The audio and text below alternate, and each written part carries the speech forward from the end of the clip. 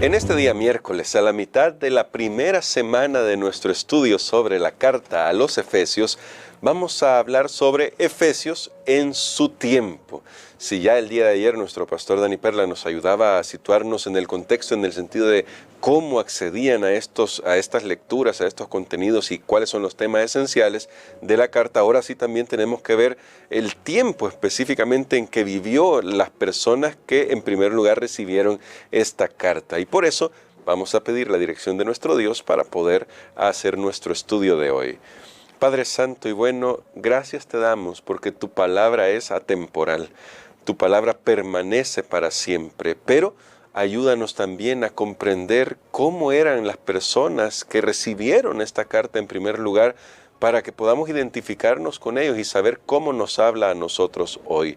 Lo pedimos en el nombre de Jesús. Amén. Quizá para ya comenzar de lleno, pastor, porque durante estos días hemos estado hablando un poco alrededor de la carta. Hemos ido a Hechos también donde se hablaba un poco del trasfondo que va a motivar a Pablo a escribir esta carta más adelante. Hoy vamos a ir a la carta, vamos a comenzar a introducirnos nada más porque todavía se están poniendo algunos elementos como básicos, como base. Pero los primeros dos versículos de la carta a los Efesios tienen un mensaje para nosotros hoy, pero también tenían un mensaje para los receptores de la carta. Y dice: Pablo, apóstol de Jesucristo por la voluntad de Dios, a los santos y fieles en Cristo Jesús que están en Éfeso. Gracia y paz a vosotros de Dios, nuestro Padre, y del Señor Jesucristo. Pastor, este comienzo de esta carta, ¿qué nos dice a nosotros sobre cómo Pablo va a desarrollar todo su contenido después? Me parece, una introducción cargada de mucho mensaje, mucho contenido. Aquí vemos que él se identifica en primer lugar y dice Pablo, y luego lo siguiente, apóstol de Jesucristo. ¿Sabe que este término apóstol no era nuevo en el concepto judío?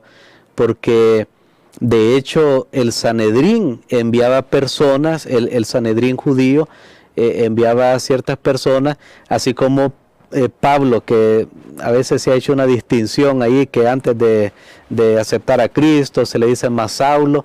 Bueno, cuando era Saulo, aunque siempre él tenía los dos nombres, pero cuando se habla de Saulo yendo a Damasco, él iba como un apóstol para el Sanedrín. Él era un enviado, solo que él cambió de enviado del Sanedrín a enviado por Jesucristo. Amén. Entonces aquí vemos algo bien maravilloso. Una persona puede ser un líder para el mundo y luego llegar a ser un líder para Cristo, etcétera. Usted puede poner ahí algún otro concepto, pero me llama la atención eso. Él presenta sus credenciales y dice: ahora no es el Sanedrín que me está enviando, ahora es Jesucristo.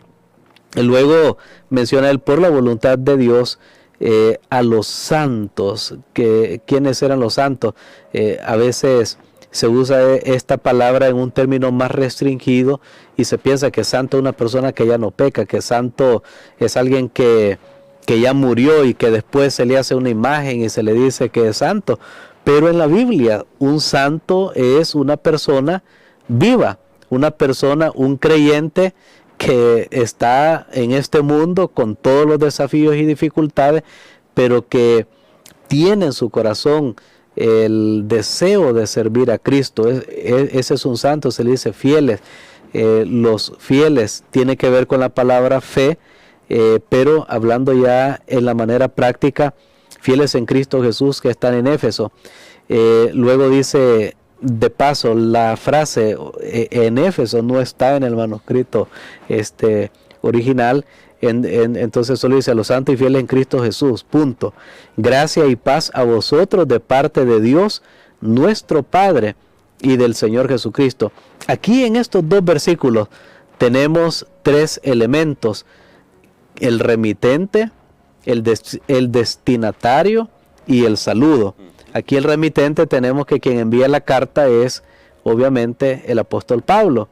Los destinatarios, a quienes iba dirigido, a los creyentes que están en Éfeso, aunque la frase no la menciona, Claro. y el saludo, dos palabritas, gracia y paz a vosotros de parte de Dios nuestro Padre. Ahora quiero que notemos algo. 3 veces en estos 2 versículos menciona a Jesucristo, menciona a Jesús. Lo menciona cuando se pone él como remitente, lo menciona cuando habla de los destinatarios y lo menciona en el saludo. Amén. ¿Qué me está diciendo? Lo que me está diciendo esto es que para el apóstol Pablo, quien es central aquí en esta carta, es el Señor Jesucristo. Noten qué importante. Pablo dice, apóstol de Jesucristo, luego dice, los fieles en Cristo Jesús, o sea, los destinatarios, los hermanos de Éfeso, y luego cuando da el saludo, gracia y paz del Señor Jesucristo. Para el apóstol Pablo, realmente Jesús era central en su vida, y como lo mencioné el día de ayer, las 2 palabritas en Cristo, esta frase aparece 34 veces en toda la carta. Cristo es el centro de atención del apóstol. Gloria a Dios, pastor. Quizá una nota al pie antes de una pregunta que quiero hacerle es ¿por qué algunos han impugnado esta carta como escrita por Pablo? Me llama la atención eso porque también en nuestra lección se menciona un poco, pero algunos han dicho no hay seguridad de que haya sido el apóstol Pablo que lo haya escrito, aparte de ese detalle que mencionaba de que no aparece en Éfeso, que estaría en armonía con el hecho de que, ya lo decía usted ayer, una carta circular un poco más amplia de lo que uno pudiera esperar como a una sola audiencia. Pero, ¿qué nos puede decir sobre eso que algunos han tratado de impugnar la autoría de esta carta?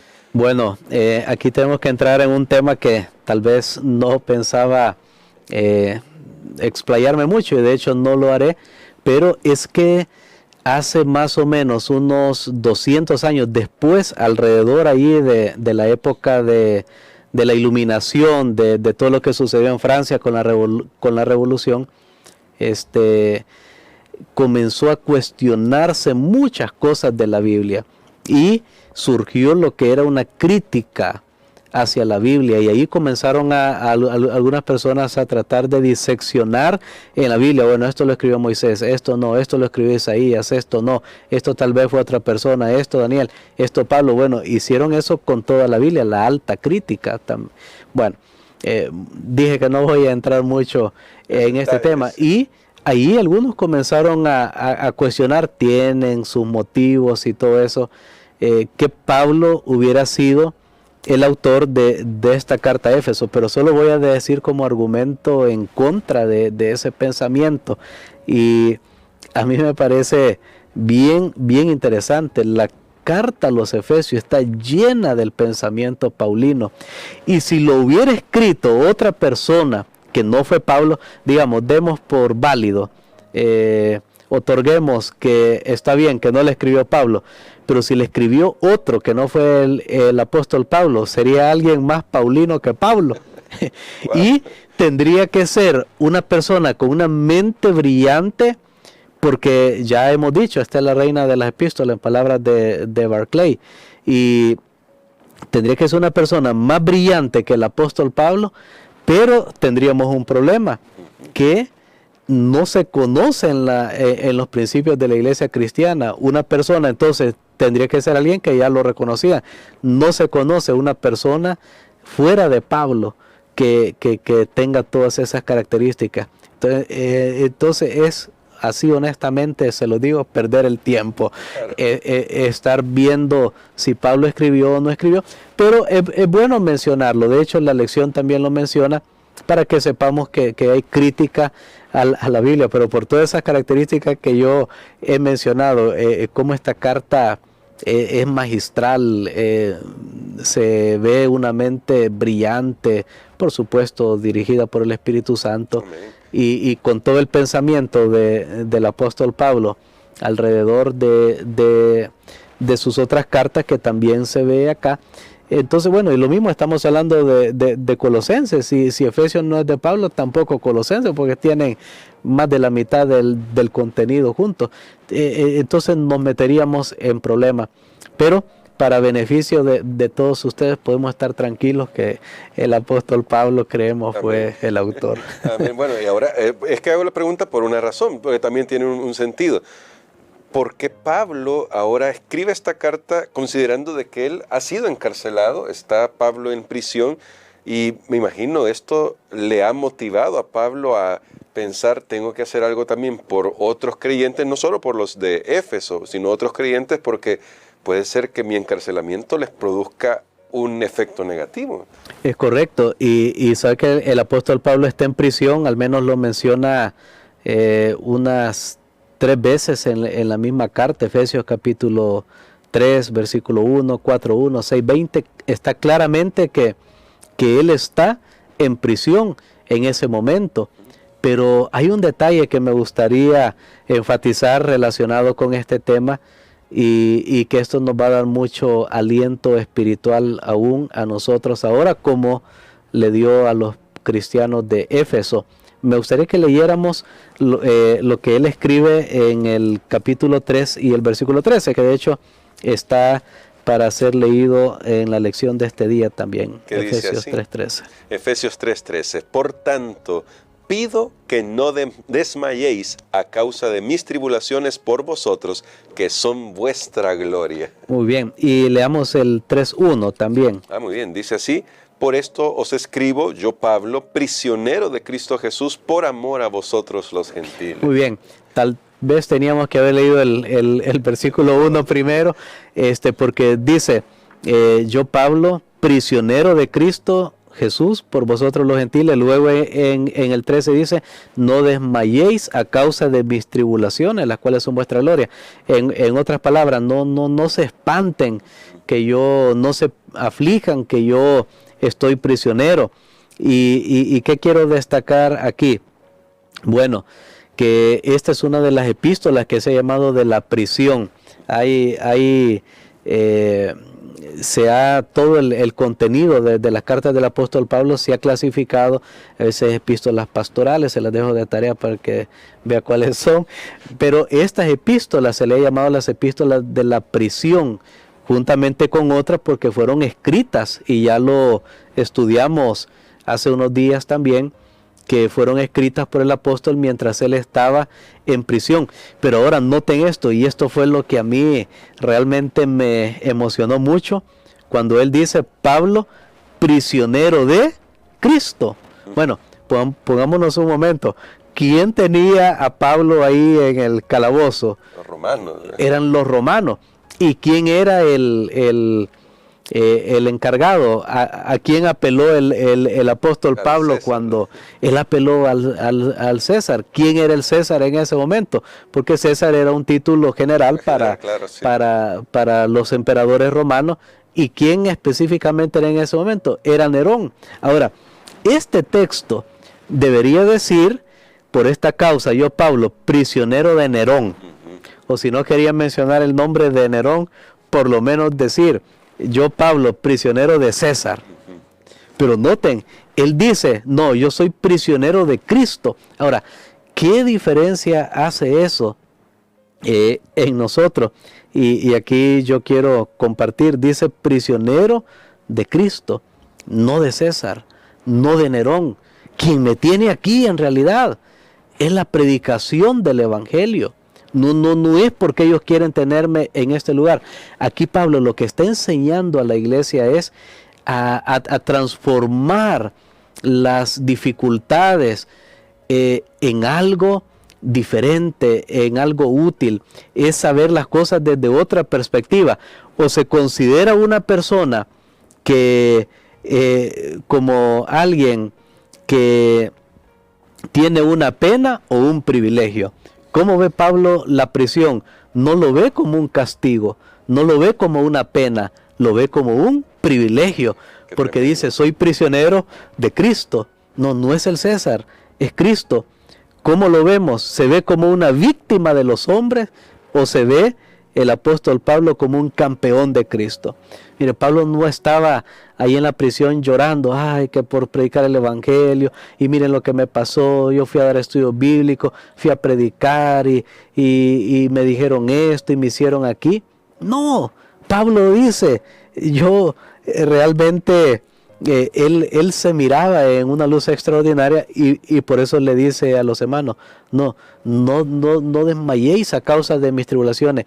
Dios me tiene en este lugar. Él miraba las cosas positivamente y por eso lo quería destacar, porque es realmente lo que él quería, que los creyentes, aún en las vicisitudes, encontraran un motivo de gloria. Cambiaran su perspectiva, pastor, vieran las cosas de forma diferente, porque al final hasta les dice, es vuestra gloria, es para ellos la gloria esta. Y ahora, pastor, para terminar, y quizás con un llamado que nos invite a consagrarnos de esa manera, ¿cómo podemos alcanzar esa nueva perspectiva en nosotros? Y después de que nos ayude a responder esa pregunta, ¿cómo alcanzar esa nueva perspectiva? Ore por nosotros, pastor, para que realmente le permitamos al Espíritu Santo que nos ayude a tener esa nueva visión. Bueno, realmente creo que hay que ver el cuadro más grande, porque si nosotros nos concentramos solamente en las minucias, en esto, en lo otro, creo que no vamos a disfrutar. Si nos consideramos víctimas de la vida, de todo eso, pues no vamos a lograr avanzar. Y tal vez recordé en este momento una historia que tiene como un concepto similar, de unos hombres que estaban construyendo un edificio y llegó alguien a esa ciudad, visitó y vio que estaban construyendo un edificio grande y le preguntó a uno de ellos, ¿tú qué haces? Bueno, aquí jalando piedra. Le preguntó al otro, ¿y tú qué haces? Bueno, aquí estoy poniendo estos ladrillos. ¿Y tú qué haces? Y cada uno daba algo, aquí estoy clavando esto. Y miraban solamente lo que hacían, hasta que llegó donde otro y le preguntó, ¿y tú qué haces? Y le dice, oh Señor, aquí estamos haciendo la catedral más bonita de este país. Wow. Él estaba definitivamente haciendo alguna obra en particular, pero él no se vio solamente en esa luz, él vio el cuadro mayor, y vio cómo su contribución era importante para eso. Ahora, creo que ¿cómo podemos hacer nosotros? Tenemos que ver el cuadro mayor. De hecho, yo lo mencioné ayer al final en la oración, la carta a los Efesios, podemos verla como un tesoro, como un banco, porque ahí el apóstol dice muy claramente, en el versículo 7 del capítulo 1, según la riqueza de su gracia, y él habla de una riqueza, y entonces esta es una carta que podemos comenzar a extraer ilimitadamente, porque los bancos cuando hay crisis dicen, solo puede retirar tanto. Sí. Aquí no hay límite, podemos retirar todo lo que queramos de esa riqueza y son inagotables. Tampoco nunca va a llegar el momento que digamos, ya sé todo acerca de esta carta, podemos estudiarla hoy, el otro año y siempre encontraremos algo, porque es un don ilimitado. Entonces yo le invito para que vea ahora sus circunstancias, ¿sí? Especialmente si por amor a Cristo, si por trabajar para Cristo, si por servir a Cristo te ha venido un mal, no te preocupes, déjalo en las manos de Dios, que es mejor ser prisionero de Cristo que de otra situación.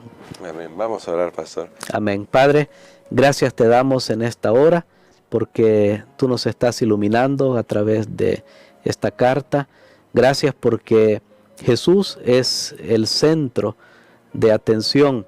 Permítenos mirar a Él y permítenos, Señor, tener una comunión con Él y recibir de su gracia ilimitada. Lo pedimos en el nombre de Jesús. Amén.